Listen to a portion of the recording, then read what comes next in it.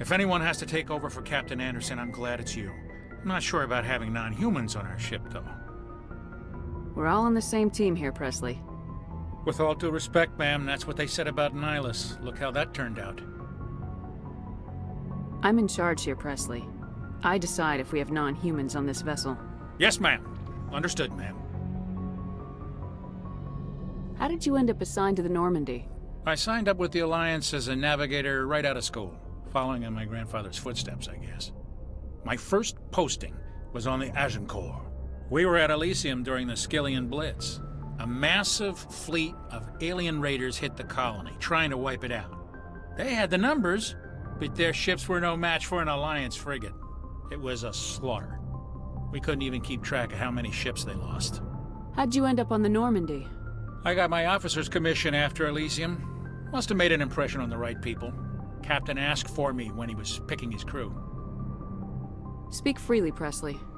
I want to know if you have a problem with non-humans. It's not that, Commander. Humanity has always handled its own problems. Saren attacked one of our colonies. We should be the ones to stop him. We don't need their help. Some people think asking for help is a sign of weakness. That's just being stupid and stubborn. No matter how strong you are, allies can make you stronger. I guess so. Maybe I'm just stuck in the old ways of thinking. But don't worry, Commander. This won't be a problem. Carry on, Presley.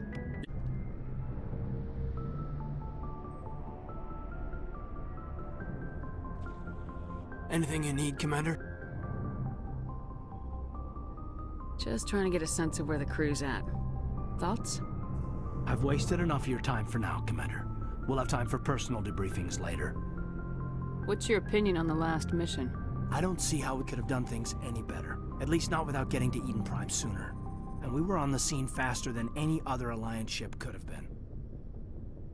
We'll talk another time, Lieutenant. Thanks for bringing me on board, Commander. I knew working with the Spectre would be better than life at CSEC. Have you worked with the Spectre before? Well, no, but I know what they're like. Spectres make their own rules. You're free to handle things your way. At CSEC, you're buried by rules. The damn bureaucrats are always on your back. For the most part, the rules are there for a reason. Maybe. But sometimes it feels like the rules are only there to stop me from doing my work. If I'm trying to take down a suspect, it shouldn't matter how I do it, as long as I do it. But CSEC wants it done their way. Protocol and procedure come first. That's why I left. So you just quit because you didn't like the way they do things? There's more to it than that.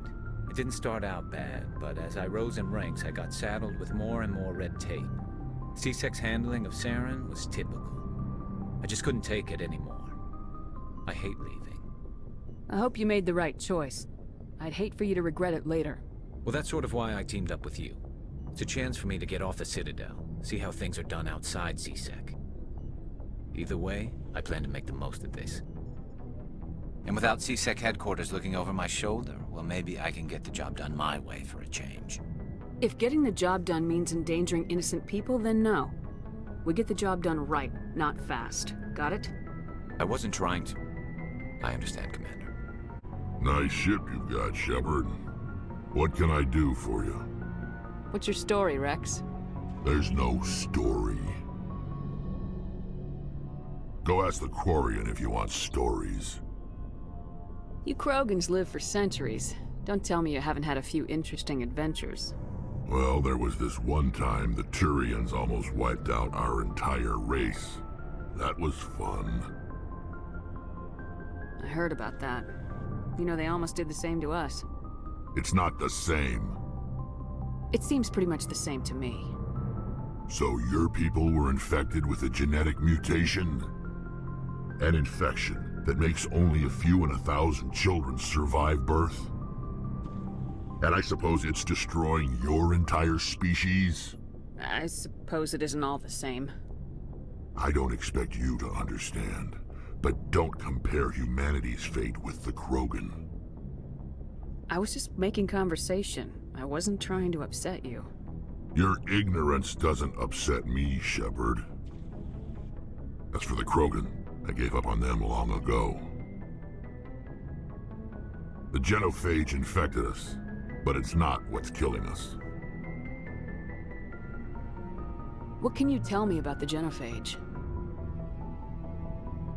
Ask the Solarians if you want details. They made it. All I know, it makes breeding nearly impossible. Thousands die in stillbirth, and most never get that far. Every Krogan is infected, every one. And no one's rushing to find a cure. Why don't the Krogan try to find a cure? When was the last time you saw a Krogan scientist?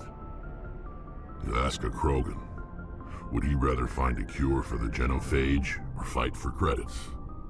He'll choose fighting every time. It's just who we are, Shepard. I can't change that. Nobody can. Are your people really dying? We're sure not getting any stronger.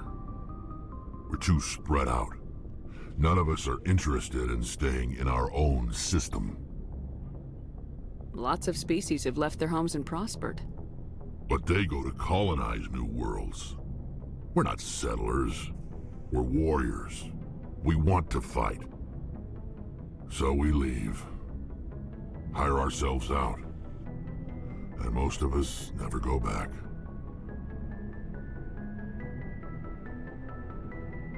So long, Rex. Commander? What's your opinion of the last mission? Kinda wish you'd got there sooner, Commander. No offense, I appreciate the rescue. I just wish... You wish we'd been able to save the rest of your unit. Yes, ma'am. If I had been more alert, we wouldn't have been cut down by an ambush. The Geth are perfect ambushers. They don't move, they don't make noise, they don't even breathe. They have flashlight heads, ma'am. I'll make sure it doesn't happen again. Do you have a few minutes to talk? One-on-one? I'm sorry, Commander. I need to get my duties squared away. I wouldn't mind talking more later, though. Dismissed, Chief. Ma'am? Hey, Commander, you know that Quarian, Tally? She's been spending all her time down here asking me about our engines. I'll tell her to leave you alone. What? No, she's amazing. I wish my guys were half as smart as she is. Give her a month on board and she'll know more about our engines than I do. She's got a real knack for technology, that one. I can see why you wanted her to come along. I figured she'd be a real asset to the team. You got an eye for Tally, Commander, but I'm guessing that's not why you came down here. Fill me in on the IES stealth system. How does it work exactly? You can't hide a ship out in space. They emit too much heat and radiation, too easy for sensors to pick them up, unless you find a way to capture those emissions. So our stealth systems trap the energy we give off in storage sinks built into the ship itself. No emissions to give away our location. Eventually the sinks have to be vented. More than a few hours silent running and they overheat. Cook us inside our own hull. There's no way for anyone to detect us?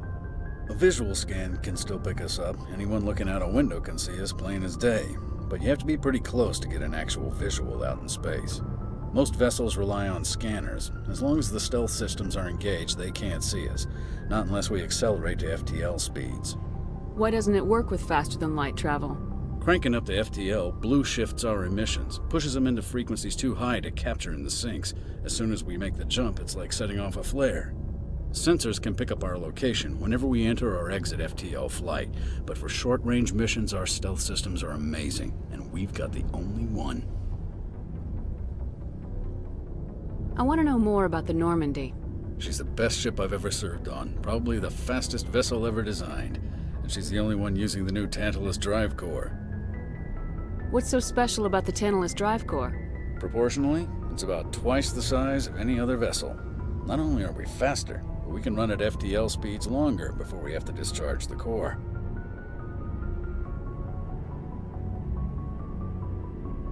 Where else have you served, Adams? If you name a class of Alliance ship, I've probably served on it. Everything from dreadnoughts and carriers right down to frigates like the Normandy. My last assignment was on the Tokyo, only a cruiser, but she was a good ship. Couldn't hold a candle to the Normandy, though. Carry on, Adams. Amazing, Shepard. I've never seen a drive core like this before. I can't believe you were able to fit it into a ship this small. I'm starting to understand why you humans have been so successful. I had no idea Alliance vessels were so advanced. The Normandy's a prototype, cutting-edge technology. A month ago, I was patching a makeshift fuel line into a converted tug ship in the flotilla. Now, I'm sitting on board one of the most advanced vessels in Citadel space. I have to thank you again for bringing me along.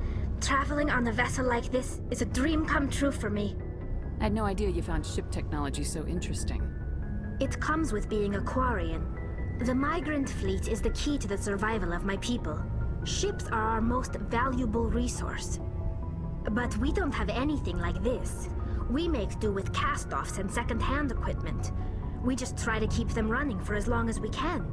Some of the fleet's larger vessels date all the way back to our original flight from the Geth. I can't believe your fleet's still using ships that are 3 centuries old. They're constantly being repaired, modified, and refitted. They aren't pretty, but they work. Mostly. We've tried to make ourselves as independent as possible on the flotilla, grow our own food, mine and process our own fuel. But some things we just can't make on our own. A patch to maintain the hull integrity requires raw materials we just don't have. That's why our pilgrimages are so important. I want to know more about the pilgrimage. When my people reach maturity, we leave our birth ships and seek acceptance with a new crew. It's necessary to maintain genetic diversity among the fleet. But no ship wants to accept someone who will be a burden on them. So, to prove our worth, we embark on a pilgrimage. We set out alone, leaving the flotilla and our families behind us. We only return once we have found something of value we can bring back to the fleet. This is presented as a gift to the captain of the respective ship we wish to join.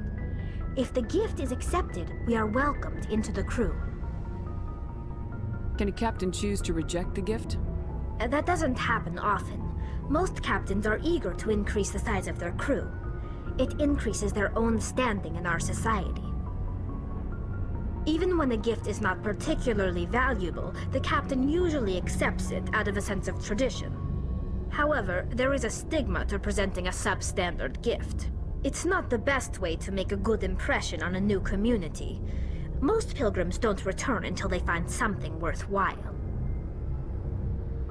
I can't believe they just send you off alone. It's not like they just cast us out. Before we leave, we are given lessons in how to survive outside the flotilla, and given gifts to help us on our journey. We also receive implants to fight off sickness and disease.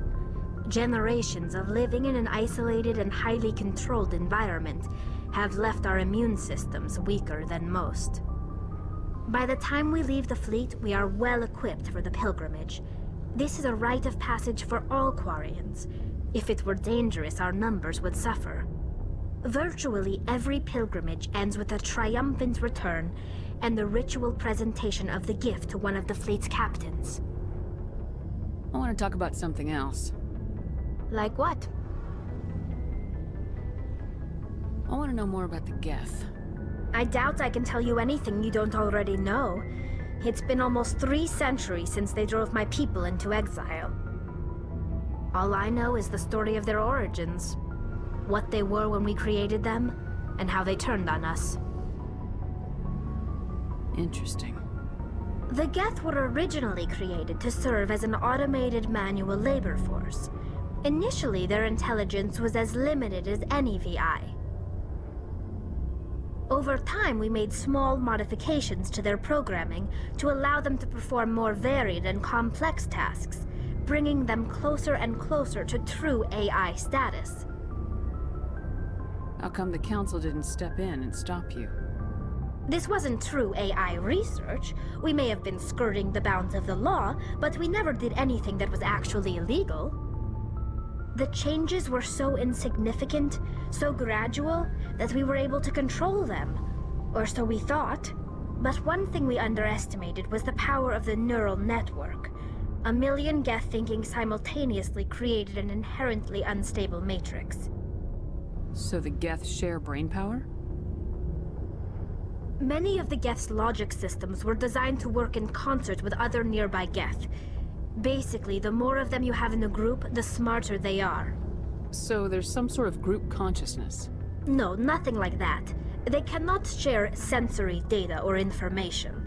Their programming cannot handle that much simultaneous input. Each Geth maintains an individual awareness and identity. The neural network only operates on a process-based level. It's basically the synthetic equivalent of a subconscious. But when they're in close proximity, they can coordinate low-level functional processes, freeing up more capacity for original or independent thought. That doesn't make any sense. I'm probably oversimplifying. The Geth are incredibly advanced and complex creations. All you need to know is that they get smarter when they gather in large numbers. As we built more and more Geth, their effective intelligence became more sophisticated, more abstract. One day, a Geth began to ask its Quarian overseer questions about the nature of its existence. Am I alive? Why am I here? What is my purpose? As you can imagine, this caused a near panic among my people. I don't see what's so bad about those questions. The Geth were created to engage in mundane, repetitive, or dangerous manual labor. That's fine for machines, but it won't satisfy a sentient being for long. The Geth were showing signs of rudimentary self-awareness and independent thought. If the Geth were intelligent, then we were essentially using them as slaves. It was inevitable the newly sentient Geth would rebel against their situation. We knew they would rise up against us, so we acted first. A general order went out across all Quarian-controlled systems to permanently deactivate all Geth. The Geth responded to this order violently. Hey, you can't blame them for fighting for their survival. We had no other choice. The Geth were already on the verge of revolution. By acting quickly, we had a chance to end the war before it began. The hope was that most of the Geth would still be little more than machines, incapable of organized resistance. But they had progressed much further than anyone anticipated. The war was long and bloody. Millions upon millions of Quarians died at their hands. In the end, we were forced to flee our own homeworld. We feared the Geth would pursue us, but they never came beyond the Veil. Now we drift through space, exile searching for a way to reclaim what was once ours. You got what you deserved. We made a mistake when we created the Geth in the first place, but we did not make a mistake when we went to war against them. If we had not acted, they would have wiped us out. They're a synthetic life form. They have no use for organics. None. Why do you think they cut themselves off from the rest of the galaxy? Why do you think they've killed every organic being who's ever tried to contact them? They didn't kill Saren. What does that tell you? The Geth are not innocent victims in all this. They're the enemy. They want to destroy us. Not just the Quarians. All organic life. That's why they've joined up with Saren. And that's why we have to stop him. Tell me about your people. Our lives aren't easy. Resources are scarce, and we are constantly on the move. Everything we do must in some way contribute to the continuation of the migrant fleet. There are 17 million Quarians in the flotilla, and each of us relies on the others for survival. The bonds among my people are strong. Unfortunately, we have had to surrender many of the freedoms and civil liberties other species take for granted. What kind of freedoms? Well, it's illegal for parents to have more than one child. If our population grows too much, it would strain our resources to their breaking point. Of course, we also can't allow our numbers to become too few. If our population is in decline, the rule against single births is temporarily repealed. In extreme cases of population decline, incentives are even offered to encourage multiple births, though the Conclave hasn't had to take such measures in nearly a century. That's your government. The Conclave is our civilian branch of government. Each ship can elect a representative to serve on the Conclave and make decisions that affect the fleet as a whole. On matters that affect an individual ship, however, the captain has the final say. It's a tradition that dates back to the early days, when the fleet was governed by martial law. Fortunately, most captains nowadays are smart enough to have an elected council from their crew to give them advice and guidance. So the ultimate power rests with elected officials? In practice, the Conclave and the respective council for each ship tend to set the rules that govern our daily lives. But in theory, we are still under military jurisdiction. The 5 top-ranking military officials in the fleet serve on the Admiralty Board. These 5 have the power to overrule any decision by the Conclave in case of emergency. To do so requires unanimous agreement among the Admiralty, and they can only do this once. After that, the entire board must resign their posts. It's a safeguard that served us well. In nearly 3 centuries, the Admiralty Board has only overruled the Conclave 4 times.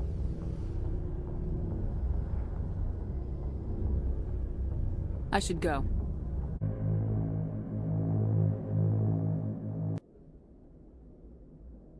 I heard what happened to Captain Anderson. Survives 100 battles and then gets taken down by backroom politics. Just watch your back, Commander. Things go bad on this mission, you're next on their chopping block. Captain Anderson should be the one in charge. It's like I'm stealing the ship from him. Yeah, the captain got screwed. But it's not like you could have stopped it, nobody's blaming you. Everyone on this ship's behind you, Commander, 100%. Intercom's open. If you got anything you want to say to the crew, now's the time. This is Commander Shepard speaking. We have our orders. Find Saren before he finds the conduit. I won't lie to you, crew. This mission isn't going to be easy. For too long, our species has stood apart from the others. Now it's time for us to step up and do our part for the rest of the galaxy. Time to show them what humans are made of. Our enemy knows we're coming. When we go into the Traverse, Saren's followers will be waiting for us. But we'll be ready for them, too. Humanity needs to do this. Not just for our own sake, but for the sake of every other species in Citadel space. Saren must be stopped, and I promise you all, we will stop him. Well said, Commander. Captain will be proud. The captain gave up everything so I could have this chance. We can't fail. Yes, ma'am. Commander, something you need? How's the Normandy performing? Is she everything they said she'd be? She's the best ship in the fleet. If you've got a pilot who knows how to handle her. Balance isn't what you'd expect. Takes a while to get used to that oversized drive core we got stuffed in the back, and her power can sneak up on you if you're not careful.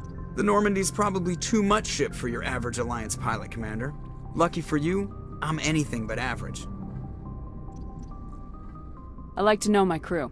Mind if I ask you a few questions? I can see where this is going. You did a background check on me, didn't you? Well, I'll tell you the same thing I told the captain. You want me as your pilot.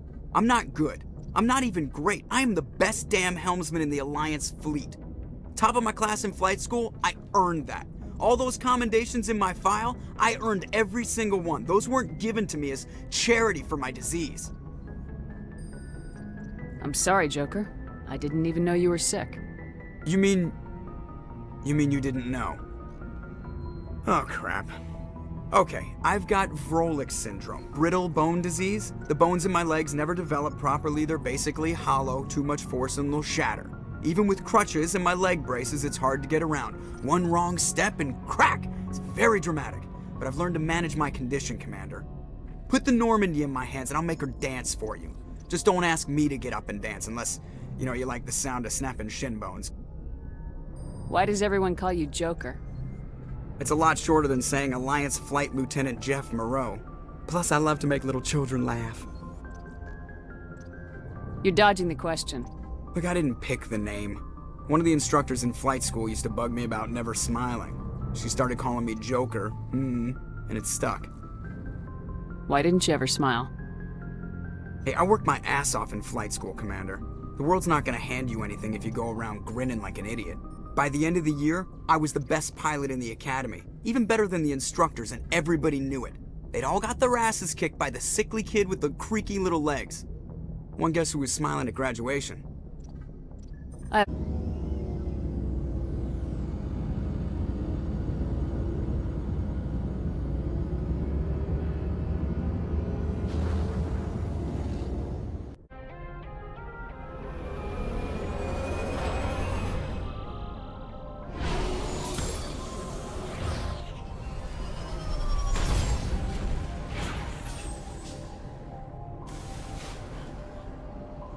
Commander, I'm picking up some strange readings.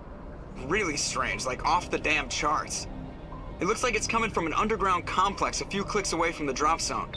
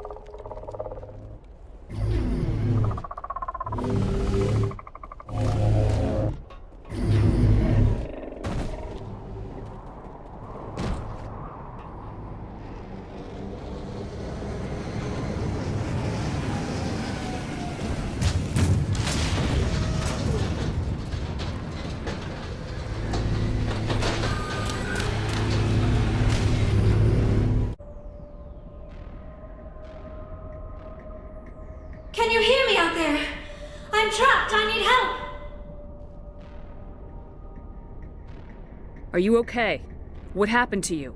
Listen, this thing I'm in is a Prothean security device. I cannot move, so I need you to get me out of it, all right? How did you end up in there? I was exploring the ruins when the Geth showed up, so I hid in here. Can you believe that? Geth beyond the veil! I activated the tower's defenses. I knew the barrier curtains would keep them out. When I turned it on, I must have hit something I wasn't supposed to. I was trapped in here. You must get me out, please! Your mother is working with Saren. Whose side are you on? What? I am not on anybody's side. I may be Benezia's daughter, but I'm nothing like her. I have not spoken to her in years. Please, just get me out of here.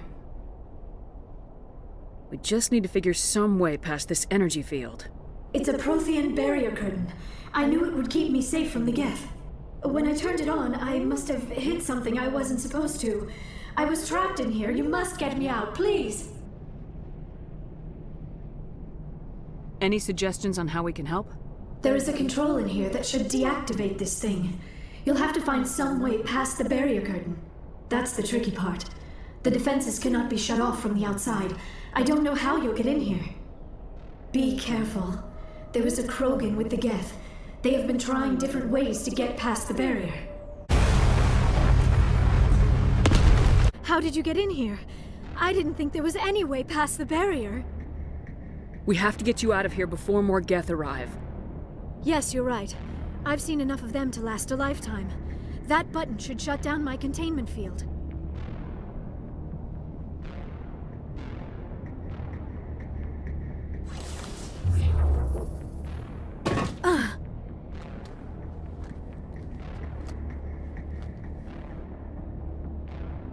Any idea how we get out of this place? There is an elevator back in the center of the tower. At least I think it's an elevator. It should take us out of here. Come on! I still cannot believe all this. Why would the Geth come after me? Do you think Benezia's involved? Saren's looking for the conduit. Think fast, Miss Prothean expert. The conduit? But I don't know... What the hell was that? These ruins are not stable. That mining laser must have triggered a seismic event. We have to hurry. The whole place is caving in. Joker, get the Normandy airborne and lock in on my signal. On the double, mister! Aye, aye, Commander. Secure and away. ETA 8 minutes. He needs to move faster.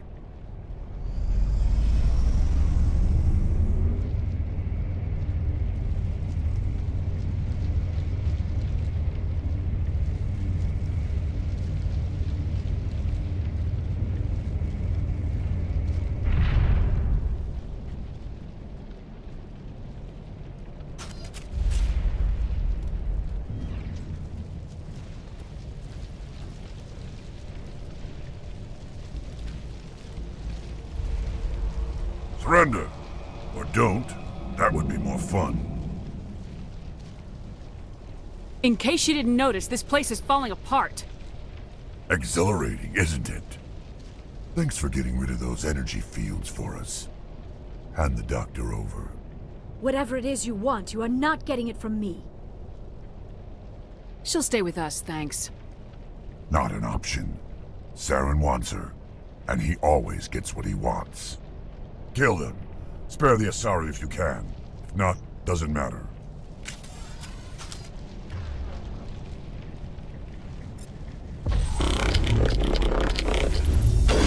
Charging up.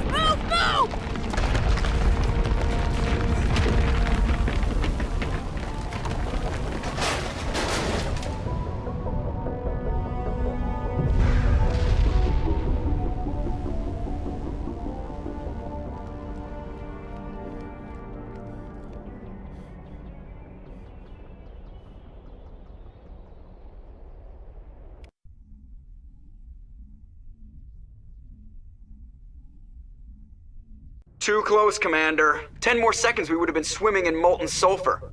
The Normandy isn't equipped to land in exploding volcanoes. They tend to fry our sensors and melt our hull. Just for future reference. We almost died out there, and your pilot is making jokes?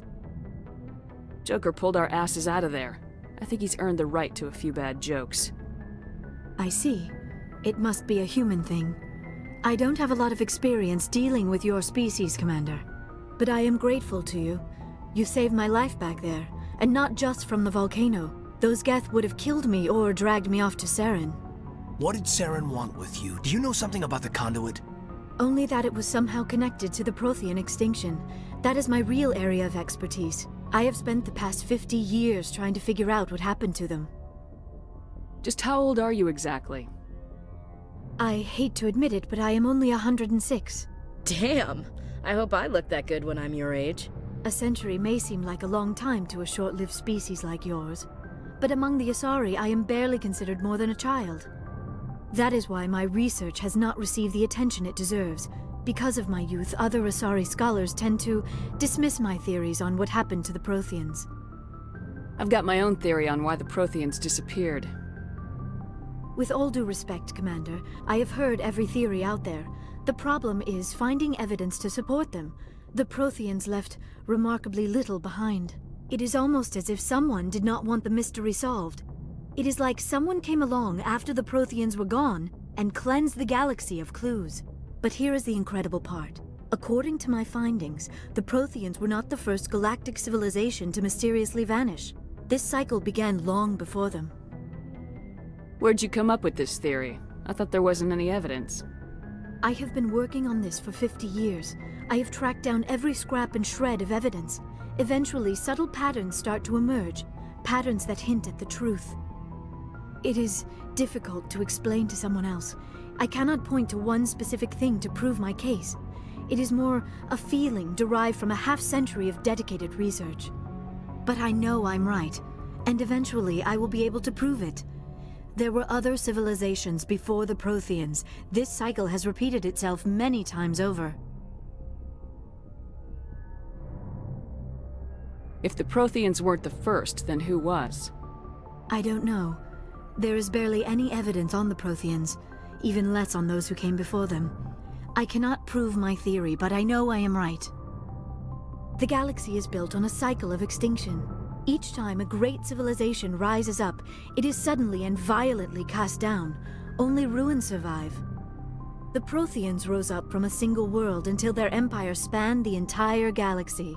Yet even they climbed to the top on the remains of those who came before. Their greatest achievements, the mass relays and the Citadel, are based on the technology of those who came before them. And then, like all the other forgotten civilizations throughout galactic history, the Protheans disappeared. I have dedicated my life to figuring out why. They were wiped out by a race of sentient machines, the Reapers. The Reapers? But I have never heard of. How do you know this? What evidence do you have? There was a damaged Prothean beacon on Eden Prime. It burned a vision into my brain. I'm still trying to sort out what it all means. Visions? Yes, that makes sense. The beacons were designed to transmit information directly into the mind of the user. Finding one that still works is extremely rare. No wonder the Geth attacked Eden Prime. The chance to acquire a working beacon, even a badly damaged one, is worth almost any risk. But the beacons were only programmed to interact with Prothean physiology. Whatever information you received would have been confused, unclear. I am amazed you were able to make sense of it at all. A lesser mind would have been utterly destroyed by the process. You must be remarkably strong-willed, Commander. This isn't helping us find Saren, or the conduit. Of course, you're right. I am sorry, my scientific curiosity got the better of me. Unfortunately, I do not have any information that could help you find the conduit, or Saren. I don't know why Saren wanted you out of the picture, but I think we'll be a lot better off if we bring you along. Thank you, Commander. Saren might come after me again. I cannot think of anywhere safer than here on your ship. And my knowledge of the Protheans might be useful later on. And her biotics will come in handy when the fighting starts. Good to have you on the team, Liara. Thank you, Commander. I am very grateful. Oh, I am afraid I am feeling a bit lightheaded. When was the last time you ate, or slept? Dr. Chakwa should take a look at you. It is probably just mental exhaustion, coupled with the shock of discovering the Protheans' true fate. I need some time to process all this. Still, it could not hurt to be examined by a medical professional. It will give me the chance to think things over. Are we finished here, Commander? We can talk again after you've seen the doctor. The rest of you, dismissed. Mission reports are filed, Commander. You want me to patch you through to the Council? Patch him through, Joker. Setting up the link now, Commander. We've received your report, Commander. I understand Dr. T'Soni is on the Normandy. I assume you're taking the necessary security precautions. Liara's on our side. The Geth were trying to kill her. Benezia would never allow Saren to kill her daughter. Maybe she doesn't know. Or maybe we don't know her. We never expected she could become a traitor. At least the mission was a success. Apart from the utter destruction of a major Prothean ruin. Was that really necessary, Shepard? The Geth were crawling all over those ruins. We were lucky to make it out alive. Of course, Commander. The mission must always take priority. Good luck, Commander.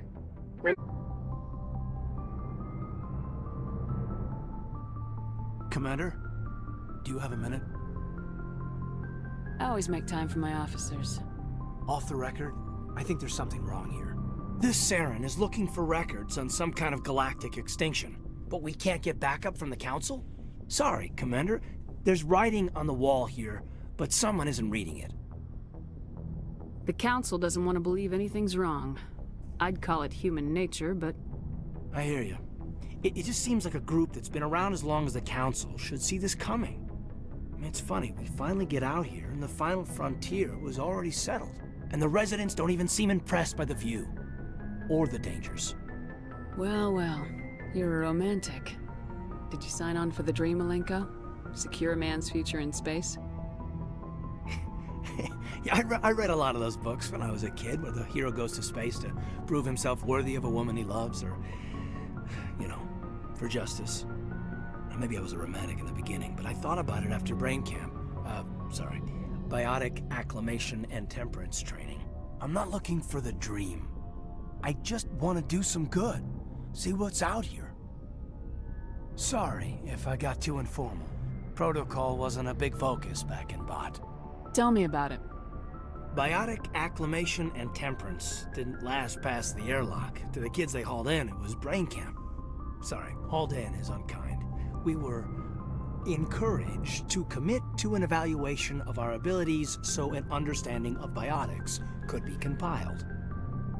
There are worse results of accidental exposure to element 0 in the womb. Beats the brain tumors some kids grew up with. Is there some question about how you were exposed? My mother was downwind of a transport crash. It was before there were human biotics, a little after the discovery of the Martian ruins. It only gets iffy around 63 when kinetics was running out of first-gen subjects. Until then, they'd relied on accidentals. A bunch of guys in suits show up at your door after school, and next thing you know, you're out on Jump Zero. Jump Zero is Gagarin Station, right? What's it like? Yeah, that's the official name. Biggest and farthest facility we had for decades. Right on the termination shock, the outer edge of the solar system. It's where they did all the Goose Chase FTL research before we caught on to using mass effect fields. It was a sterile research platform when I was there. You know of any intentional exposures for certain? No one knows. Doesn't mean they didn't happen. As big as the exposures were, it was hard to track down accidentals.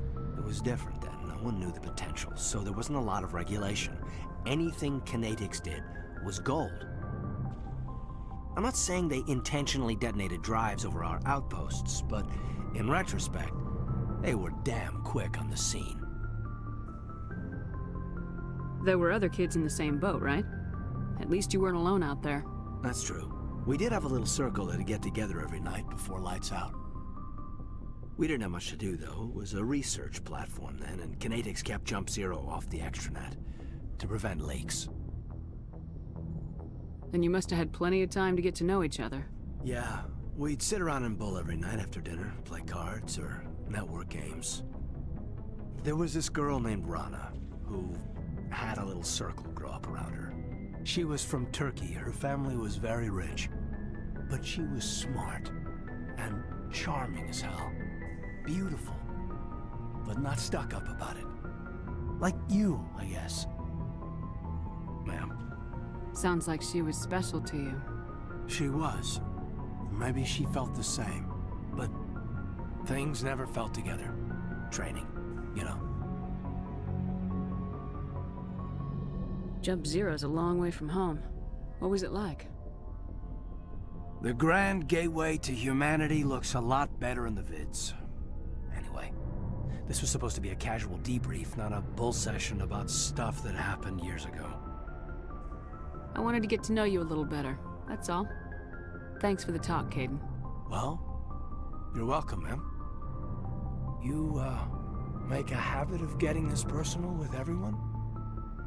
No, I don't. We'll talk again later. I'll need some time to process that, Commander. But, yeah, I'd like that. Anything you need, Commander? What's your opinion on the last mission? Dr. T'Soni. She seems nice enough. I mean, if you like the bookish sort. Any intentions there, Lieutenant? None, Commander. I prefer adventurous women. Just trying to get a sense of where the crew's at. Thoughts? I've wasted enough of your time for now, Commander. We'll have time for personal debriefings later. We'll talk later, Caden.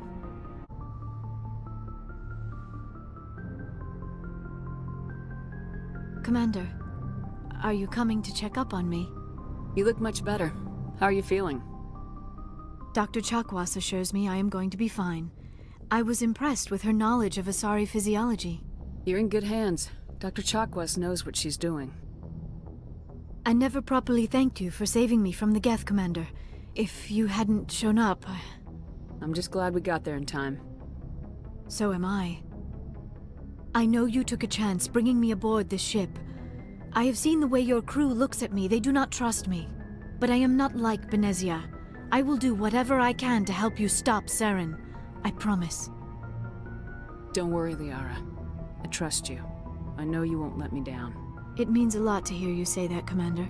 Thank you. Tell me about yourself, Liara. Me? I am afraid I am not very interesting, Commander. I spend most of my time on remote digs, unearthing mundane items buried in long-forgotten Prothean ruins. Sounds dangerous. And lonely. Sometimes I would run afoul of indigenous life forms or stumble across a small band of mercenaries or privateers, but I was always careful. Until the Geth followed me to Artemis Tau, I never found myself in any situation my biotics could not handle. As for the solitude, well, that is one aspect that most appealed to me. Sometimes I just need to get away from other people. You don't like other people? I suppose it comes from being a matriarch's daughter. People expected me to follow in Benezia's footsteps. They wanted me to become a leader of our people. Matriarchs guide their followers into the future. They seek the truth of what is yet to come. Maybe that's why I became so interested in the secrets of the past. It sounds so foolish when I say it out loud. It sounds like I became an archaeologist simply to spite Benezia. All children rebel against their parents. It's a natural part of growing up. Aha, you share the wisdom of the matriarch, Shepard. That is exactly what Benezia said when I told her of my decision. But there was more to it than that. I felt drawn to the past. The Protheans were these wondrous, mysterious figures. I wanted to know everything about them. That is why I find you so fascinating. You were marked by the beacon on Eden Prime. You were touched by working Prothean technology. Sounds like you want to dissect me in a lab somewhere. What? No! I did not mean to insinuate. I never meant to offend you, Shepard. I only meant that you would be an interesting specimen for an in-depth study. No, that's even worse. Calm down, Liara. I was only joking. Joking? Oh, by the goddess, how could I be so dense? You must think I am a complete and utter fool. Now you know why I prefer to spend my time in the field with data disks and computers. I always seem to say something embarrassing around other people. Please, just pretend this conversation never happened. Do you know why Benezia joined up with Saren? I don't understand it. She was always outspoken about the need for the Asari to become more involved in shaping galactic events. Maybe she thought allying herself with Saren would somehow be for the greater good in the long run. At least I hope so. This hurts you, doesn't it? None of this makes any sense to me. I have not spoken to Benezia in many years, but I know her, and this was not like her. Something changed. I'd like to know more about the Asari. We were the first species to discover the Citadel. We were instrumental in forming the Council, and we always strive to be the voice of peaceful cooperation in galactic disputes. My people believe we are all part of a single galactic community. Each species contributes something to the greater whole. Although we seek to understand other species, it seems few of them seek to understand us. The galaxy is filled with rumors and misinformation about my people. Like what? Most of the inaccuracies are centered around our mating rituals.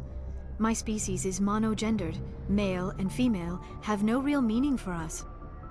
We still require a partner to reproduce. This second parent, however, may be of any species and any gender. I don't understand. Your species can mate with anyone? Mating is not quite the proper term, not as you understand it. Physical contact may or may not be involved, but it is not an essential element of the union. The true connection is mental. Our physiology allows us to meld with other beings. We can touch the very depths of their minds. We explore the genetic memory of their species. We share the most basic elements of their individual and racial identities. We then pass these traits on to our daughters. It is how we learn to grow as a species and how we develop a greater understanding of other races. What happens to your partner after the union? Every relationship is different. Some unions are a single encounter with both parents parting ways afterwards. Others can be more long-term. Sometimes an Asari and her partner will stay together for many decades. You Asari live for 1,000 years. What happens when your partner dies? Few sapient species live as long as my kind. We have learned to take a philosophical approach to our unions. We do not focus on the inevitable loss of our partners. Instead, we enjoy the time we spend with them. And even after they're gone, a part of them lives on in us. The union is a connection that transcends both time and space. Do you know who Matriarch Benezia chose as her partner? She rarely spoke of her partner. Though I know my father, if you want to use that term, was another Asari. Benezia never told you her partner's name? Union with our own kind is no longer common, not for the purposes of reproduction. Most Asari believe it weakens our species.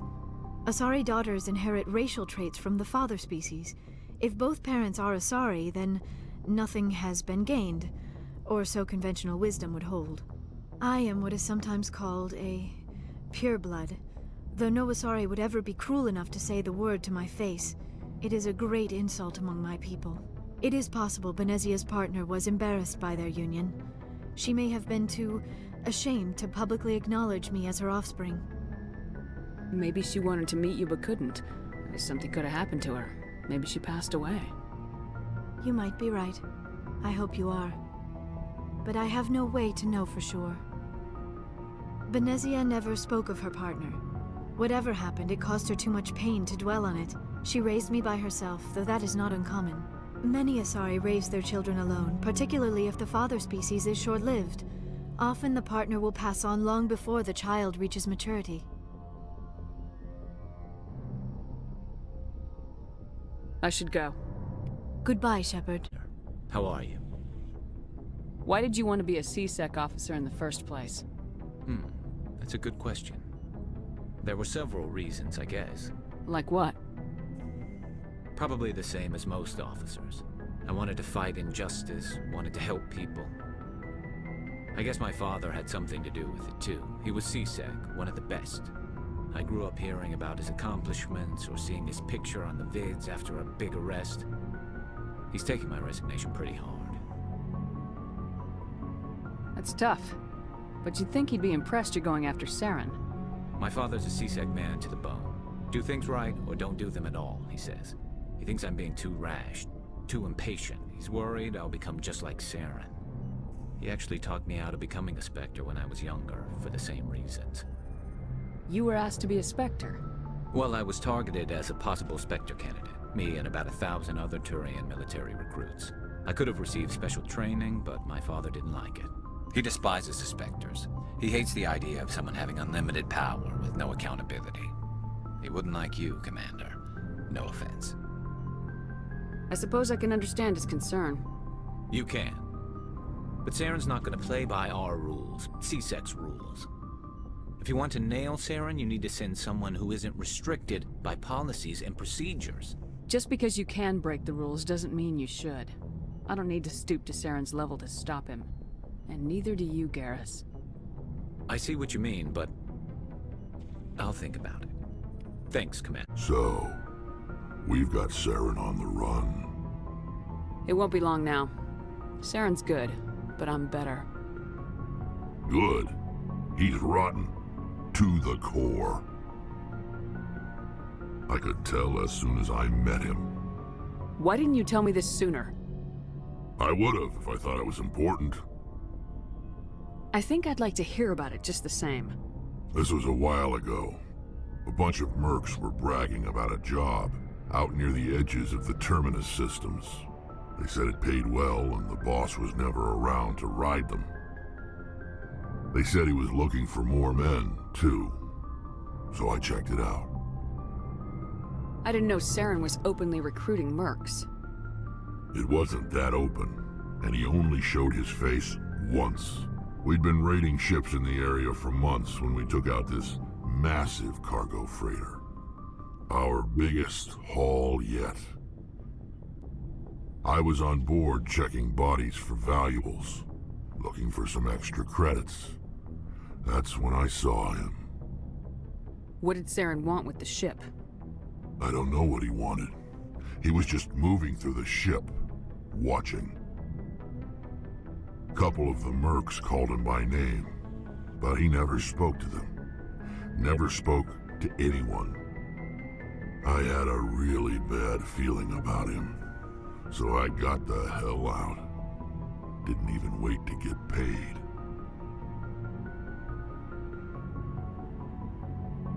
Whose ship was it? There was a Volus trading vessel. Big one. Lots of guards. But they were no match for us.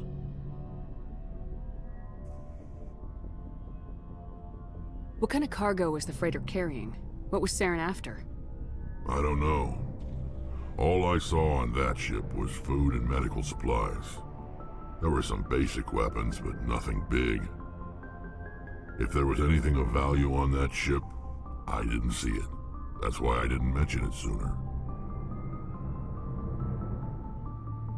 That's the only time you saw him? Yeah. Didn't even know who he was. Still wouldn't if I hadn't joined up with you. But my instincts were right. Every other merc on that mission turned up dead within a week. Every damn one. So long, Rex. Shepard. What's your opinion of the last mission? Not sure I buy Dr. T'Soni's story about her and her mom not talking. They're family, right? I think she's being straight with us. Or at least I don't think she lies very often. Yeah, she's probably really bad at it. Hey, want me to ask her about her sex life? Might be illuminating. I don't think she's used to teasing, good-natured or otherwise. No fun, Commander. Too bad those ruins got destroyed. I mean, they lasted thousands of years.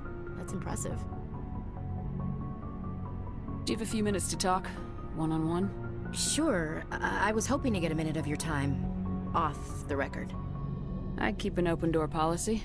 If you have any concerns, lay them on me. All right. I know things are different aboard the Normandy, but I'm concerned about the aliens, Vicarian and Rex. With all due respect, Commander, should they have full access to the ship? They may not serve the Alliance, Chief, but they're allies, at least as far as Saren goes. This is the most advanced ship in the Alliance Navy. I don't think we should give them free rein to poke around the vital systems. Engines, sensors, weapons. You don't trust the Alliance's allies? I'm not sure I'd call the Council races allies. We, humanity, I mean, have to learn to rely on ourselves. Standing up for ourselves doesn't mean standing alone. I don't think we should turn down allies. I just think we shouldn't bet everything on them staying allies. As noble as the Council members seem now, if their backs are against the wall, they'll abandon us. You got a pessimistic view of the universe, Williams. A pessimist is what an optimist calls a realist. Look, if you're fighting a bear and the only way for you to survive is to sick your dog on it and run, you'll do it. As much as you love your dog, it isn't human. It's not racism, not really. Members of their species will always be more important to them than humans are. These seem like deeply held beliefs, Williams. What made you think this way? My family's defended the Alliance since it was founded. My father, grandfather, great-grandmother, they all picked up a rifle and swore the oath of service. I guess we just tend to think of Earth's interests as our own. It doesn't sound like you've worked with aliens before. No, ma'am. Mainly I've been groundside, part of the surface garrison forces. I did get a rotation on a space station for training. Every Marine a rifleman, every rifleman ZG certified. That's odd. Your record is spotless and your technical scores are exemplary. You should be serving with the fleet. Anyway, that's why I haven't served with many aliens, Commander. I come from a military family too. My parents were both Navy. Anybody in your family we might know? Couldn't say, Commander. We probably have a lot in common. You join up to carry on the tradition? No. The future of humanity is out here. There's so much we haven't seen yet. Yeah. I still remember my first field exercise on Titan. When we hit mud, the reality hit me. I'm the first person who ever stood here. Then my drill instructor kicked me in the ass. I went face first into the muck. He spent the next 5 minutes chewing me out for gold breaking. Don't tell me you had Gunny Ellison. He's the only one who uses that word to describe shirking duty. Oh Lord, you went to the Makapog boot camp too? Yeah, Gunny Ellison's still reaming out recruits down there, kicking ass and using words like inveigle and pusillanimous. All right, I can see where your concerns are coming from, Williams, but this is a multilateral mission. You're gonna have to work with aliens, like it or not. It won't be a problem, Commander. You say jump, I say how high. You tell me to kiss a Turian, I'll ask which cheek. I don't think kissing Turians will be necessary. You never know, Commander.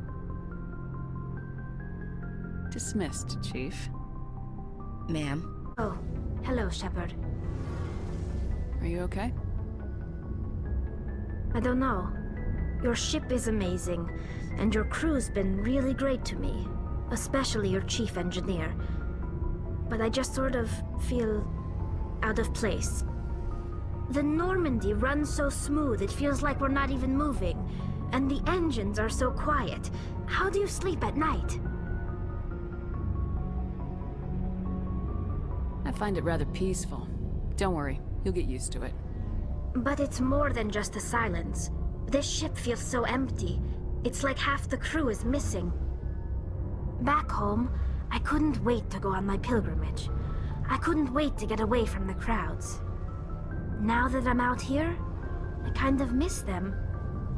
Sometimes we don't appreciate what we have till it's gone. That's true. I'm starting to wonder if that's what the pilgrimage is really about. It's given me a whole new perspective on my people and our culture.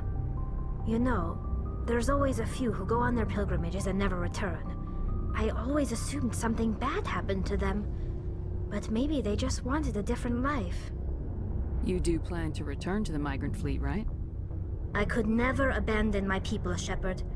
I will go back eventually, but we have to stop Saren first. Otherwise, I might not have a home to go back to.